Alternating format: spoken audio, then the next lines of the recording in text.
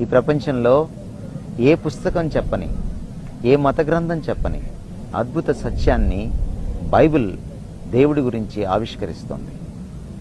Bible ఒకటే చెప్తోంది, దేవుడు ఒక్కడే, కానీ ఆయన ముగ్గురు వ్యక్తులుగా ఉన్న ఒక్క దేవుడిగా వెలుసిల్లుతాడు, ఉండడు, త్రియేకమూర్తిగా ఉంటాడు.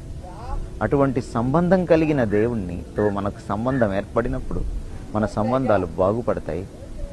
అటువంటి ప్రేమ సంబంధం కలిగిన దేవుడితో మన ప్రేమ సంబంధం ఉన్నప్పుడు మన ప్రేమ సంబంధాల్లో పొరపచ్చాలు పోతాయి.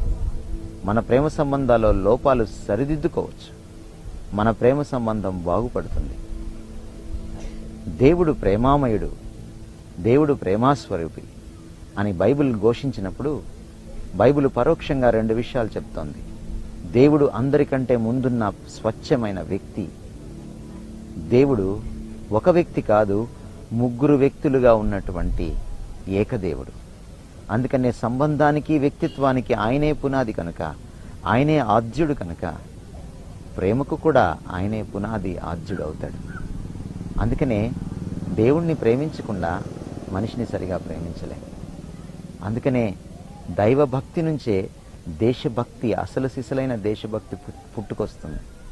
నిన్ను సృష్టించిన దేవుణ్ణి నీవు పూర్ణ తత్వంతో ప్రేమించినప్పుడు, మనసా వాచ కర్మణ త్రికరణ శుద్ధిగా ప్రేమించగలిగినప్పుడు నీ తోటివాడు హిందూ అయినా, ముస్లిం అయినా, క్రిస్టియన్ అయినా, మార్వాడి అయినా, నాస్తికుడైనా, నల్లవాడైనా, తెల్లవాడైనా, అందంగా ఉన్నా లేకపోయినా, ధనికుడైనా పేదైనా నువ్వు ప్రేమించడానికి వీలవుతుంది.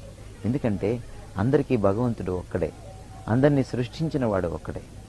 అందరికీ జాతిపిత ఒకడు కాకపోవచ్చు, కానీ విశ్వపిత, సృష్టిపిత ఒక్కడే అవుతాడు.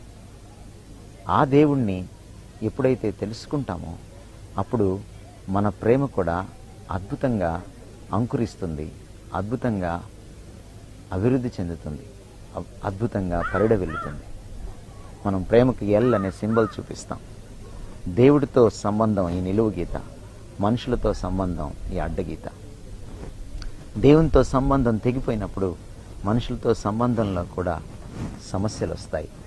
దేవునితో ప్రేమ సంబంధం పాడైనప్పుడు మనుషులతో ఉన్న ప్రేమ సంబంధంలో కూడా పొరపచ్చాలు, సమస్యలు, ఉన్మాదం, స్వార్థం, కక్ష, కార్పణ్యం పుట్టుకొస్తుంది.